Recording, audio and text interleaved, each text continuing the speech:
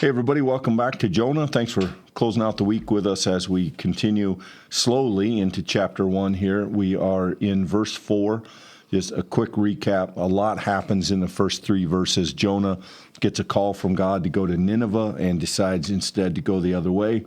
And we're left with the words, he went to Tarshish away from the presence of the Lord. And so we said this yesterday, Michael. One way to think about this book is a kind of battle of wills, a back and forth between God and Jonah. And you could argue Jonah makes the first move in running away. So today we look at God's response. So we start in verse 4 here. I think I'll read through verse 6. But the Lord hurled a great wind upon the sea, and such a mighty storm came upon the sea that the ship threatened to break up. When the mariners were afraid, and each cried to his God, then they threw the cargo that was in the ship into the sea to lighten it for them. Jonah, meanwhile, had gone down to the hold of the ship and laid down and was fast asleep. The captain came and said to him, "What are you doing sound asleep? Get up and call upon your God.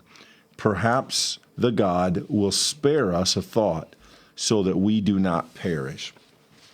So a lot of interesting stuff here, as I think we'll say very often in Jonah. There is some language stuff here today.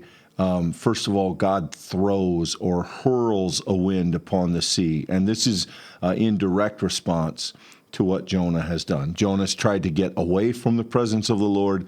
Now it's God's move, and God throws a wind that creates a great storm. And I said yesterday, we'll run into this word a lot. So today there's a great wind and a mighty storm. It literally might even say something like a great wind and a greater storm came upon the sea, so that the ship is threatening to break up. One of the things that's interesting about Jonah in general, Michael, I think, is that because we are dealing with people who primarily are desert people, there's not a lot of ocean stories in the Old Testament, surprisingly few. I mean, you kind of have, you have Noah and the ark, but it doesn't really tell us much about the sailing. It just says they were out there. There just isn't a lot of action in the Old Testament that happens on the water. And Jonah, at least the first and second chapter of Jonah, are a notable exception to that. And here we have God, the worst thing that you can imagine encountering at sea is a storm. And this is not only a storm, this is a mighty storm. The commentators make point that the Phoenicians are likely the ones who are sort of leading this ship. They're the ones who had the technology and the industry to do sort of international trade. And so it is notable, and we should definitely not pass by too quickly, that it in this story is a reversal again of our expectations. And let's be clear about that. While the seasoned crew who are accustomed to traveling by ship are the ones who are terrified and crying out to their gods, the one who is fast asleep down below the ship, laying down, is Jonah, the one who, to your point, Clint, is not the people who you would expect to be most comfortable on a boat. So here you have a real surprise. You have the person who you would be most likely thinking would be terrified, Jonah, asleep, and the people who would be in the best position to be secure and confident, the sailors, who are literally, we get the sense, praying to every god that they can. They're just throwing stuff against the wall to see what's going to stick. If they can get a god to notice them, to respond to them, they're going to be happy with that, because they're in that dire of a situation, so dire that they're going to be throwing cargo over the side of the ship. So what you have happening is you have a very quick 3-verse setup. It wasn't a lot of text that we had yesterday, Clint. And then immediately, verse 4, you have, and here, Lord is capitalized. So we have here Yahweh, the God of Jonah, is the one who hurls the great wind upon the sea. And it leaves these sailors in a position of scrambling, trying to figure out who they can lobby, whose prayers they can lift up to, what gods, in a worldview that's full of many different layers of gods and divine intermediaries. And each person might have their own family gods. And all of the complexities of this, you see the sailors are just reaching. But the author of this text makes it clear to us, Clint, there's no question of who's the one behind this. It is Jonah's God who has brought this wind, who's brought this trouble to these sailors. And it is fascinating. While the sailors respond looking for the answer, Jonah has gone down below ship. He's laid down, and he, at this point, has shown no interest in engaging this at any level. Yeah, we see there's a threefold response here from the sailors. They fear, and then they cry, and then they throw, or actually they hurled. So the word that is used for they threw cargo is the same word in verse 4 for what God does to the wind. It's hurled, and I wish translations would use the same word to help us get a flavor for that. But God hurls a wind. Now they hurl cargo. And there's an interesting idea about this. Not only is it perhaps impractical, and we're not sure that it was common practice, the idea of throwing cargo to lighten the ship is a translation choice. That's not as clear in the original language. And some suggest that what they are doing is making an offering to the sea or to their various gods, hoping to quiet the sea. That they're hoping that an offering to an angry God will settle the storm. And if you know what's coming in the story, the idea of hurling something into the sea to stop the storm by appeasing the God responsible for it is where we're headed. We won't get there until next week, but that is exactly where this story is going to take us. Now, so in contrast, they feared, cried, and hurled. Jonah has gone down, he is laid down, and he is what's fast asleep. And interestingly, again, a translation thing here, the word asleep is the same word used in Genesis when God puts Adam to sleep and removes his rib. It's more than just he was sleeping. It is almost like either a trance. Some even would use it as a person who is moving toward death or near death. So again, we have this theme we saw yesterday. God says, arise and go up, and Jonah goes down. Now he's down in the ship. Now he lays down. Now he's down in this deep, deep sleep. And it's in that part that we think, well, this is odd. But Jonah likely, there is a certain freedom in running. It doesn't matter to him. He doesn't care. When you've done the worst thing, which is run from God's word, why would a storm bother him? So just a very interesting storytelling here. And then, of course, the captain comes, and the captain says, how are you sleeping? How are you so sound asleep? Rise up and call on your God. Now, if you remember, yesterday we started this story with rise up and go speak. And so here the sailor almost verbatim repeats God's words from the prologue of the story. Perhaps the God will spare us a thought that we might not perish. So what do we have? We have Jonah being told, rise up and preach, call, speak, that some people might be saved.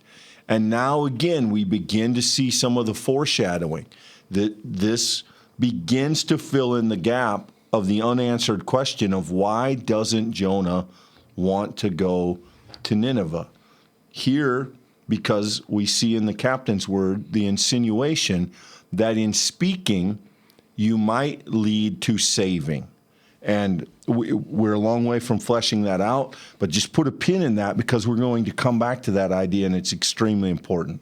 An interesting way to engage with this text from a modern perspective, Clint, is that we can conceive of the idea of atheism, the idea of not believing in God. That's a thoroughly modern idea. But the characters of this story, if you look closely, none of them are crying out as if there is no God. They're all crying out to various gods. They're all seeking for which God might have priority or which might be the particular God who's angry.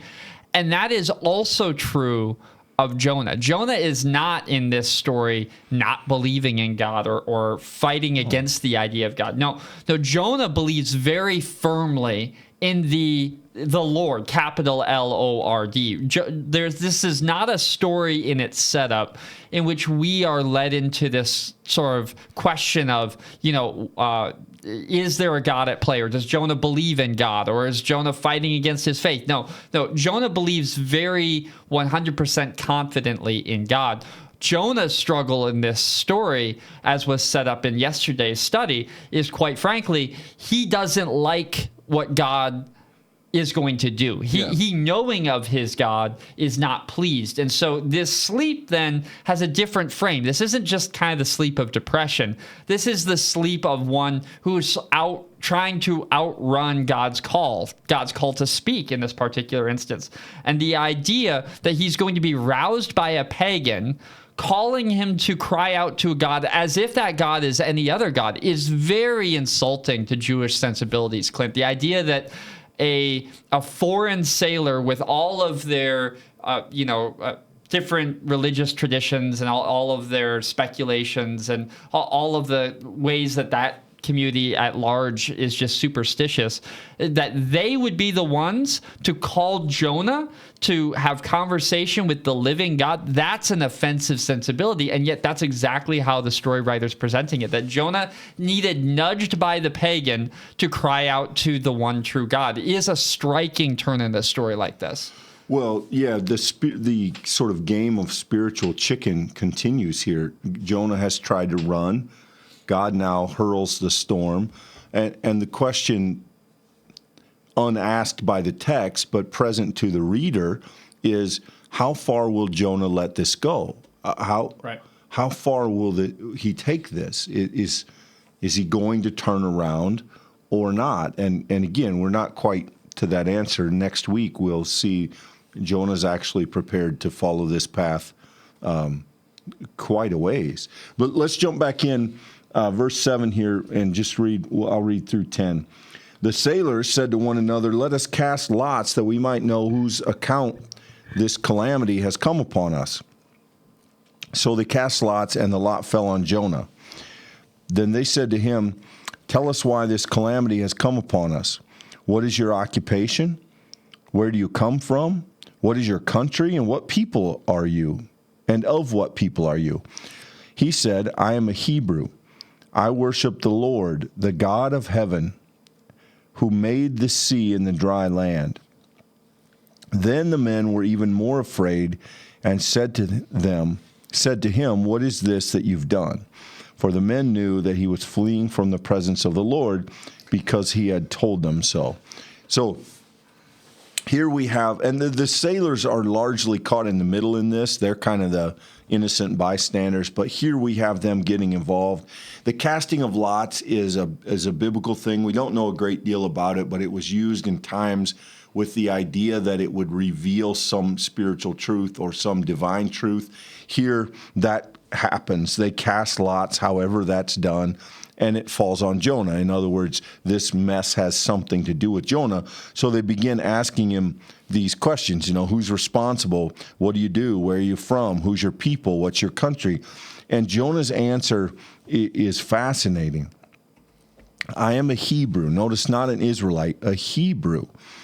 And he replied, "I worship the Lord." Again, all capitals. And when you see Lord in caps, you're dealing with the divine name, the personal name of God. "I worship the Lord, the God of heaven, who made the sea and the dry land." And when the men hear this, they're even more afraid. And they say, "What have you done?" And then, let's put that on hold for a minute, Michael. We'll leave that last sentence for a minute here. But so when Jonah speaks about a God who created the sea and the dry land, Yep.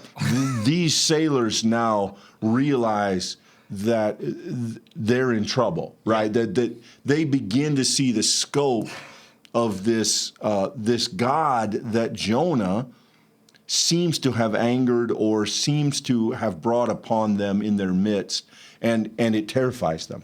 So, Clint, this is one of those stories that maybe if you heard it as a kid, your temptation is to rush past sections like this. Let's get to the big fish. Let's get to the whale stuff. Clint, I want to make the point here.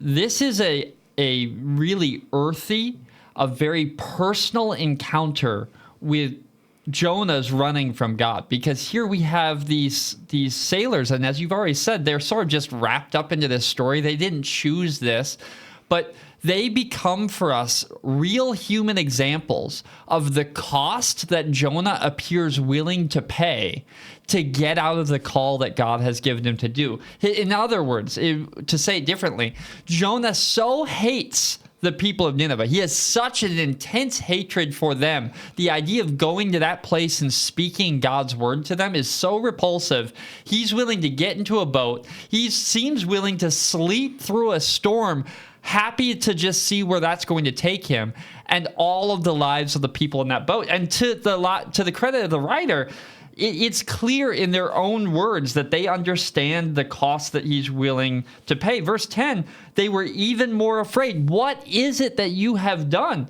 What have you done to this God, the God who you say created the sea and the dry land, which, by the way, it is the sea that is presently threatening the lives of everyone on board. Their point being that it's Jonah's running. It is Jonah's activity that is putting all of them at peril. They make that direct connection, and it's crazy. It's striking. We should not miss that once again, it's the pagan, superstitious people who are understanding what's happening in this story and repulsed by it. They're afraid of it, whereas Jonah is cool cucumber. He's collected. He's fine with it.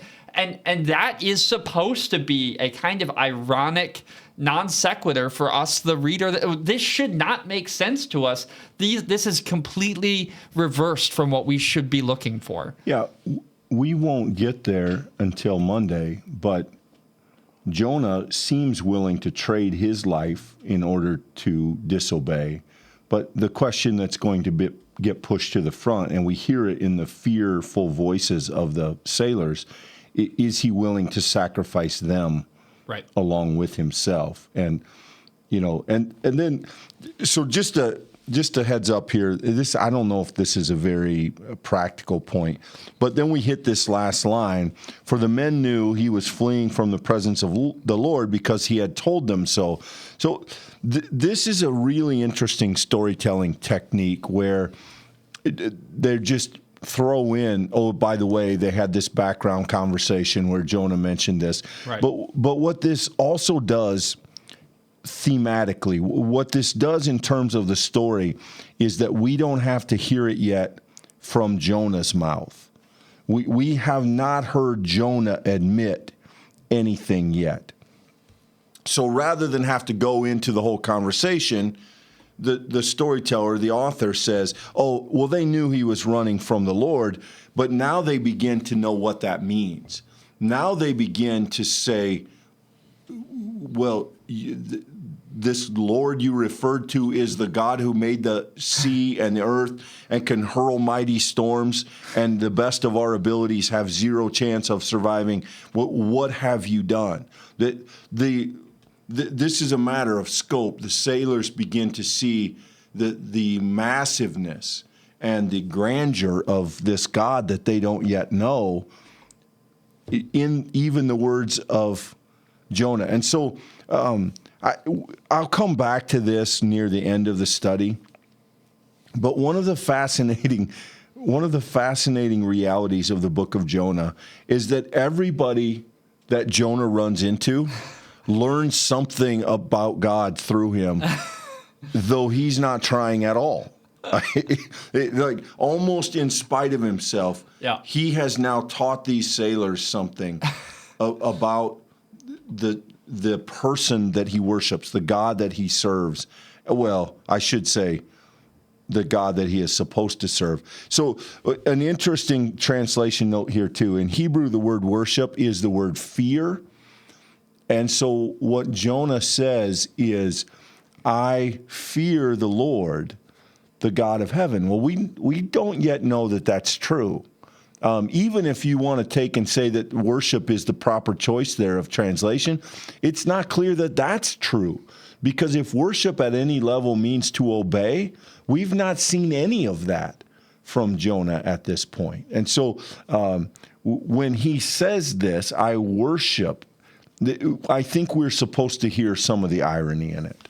So in the wording here, at least in our English translation, I think is really interesting, Clint. You have here in verse 10 that Jonah is fleeing from the presence of the Lord. This is what he's told these other sailors. He's fleeing from the presence of the Lord. And any even casual reader of the Psalms is going to know that there is no fleeing the presence of the Lord. The idea that one could escape the creator of all things by traveling to the other side of the thing that creator made is foolishness. There's a kind of rank intellectual just inconsistency in what Jonah's doing here. The idea that in Jonah's stubbornness, I'm going to use the word will because I think that you were right to set us up with that word.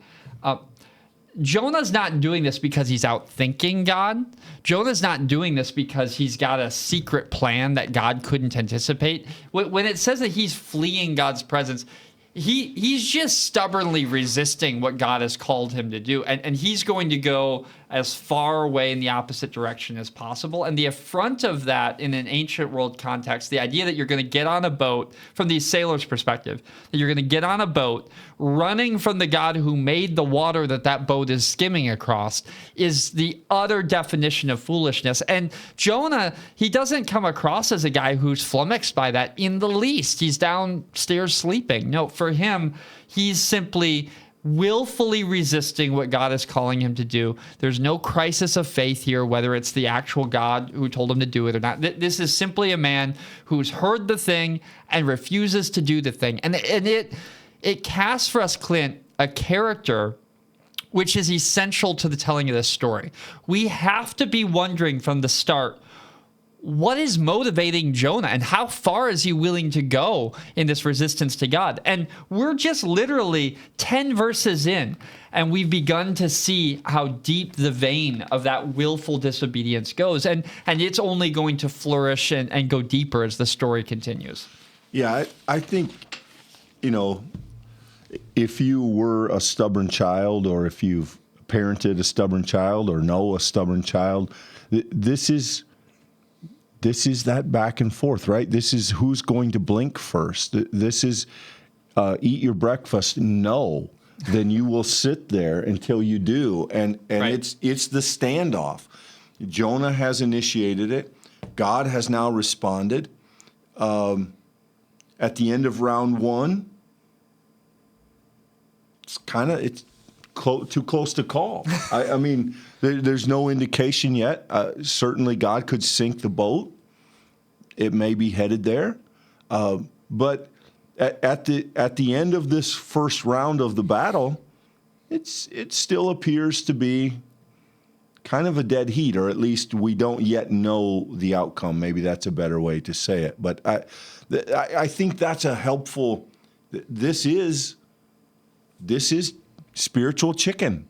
This is who's going to flinch. And Jonah doesn't seem yet ready. And God certainly is noticed and is going to respond. So at the end of the first go-round here in 10 verses, go, I'm not going, I'm not letting you get to Tarshish. And we'll put it on hold there and pick up the story from that moment. It gets even more interesting, as you know. If you don't want to miss out on that, we'd love to see you as we continue the study next Monday. Hope you'll join us here. It's live streamed every 2 o'clock Central Standard Time, and then it's also released afterwards in most places where you can find these things. So we'd love to see you there. I hope that you are blessed and would love to see you next week. Thanks, everybody.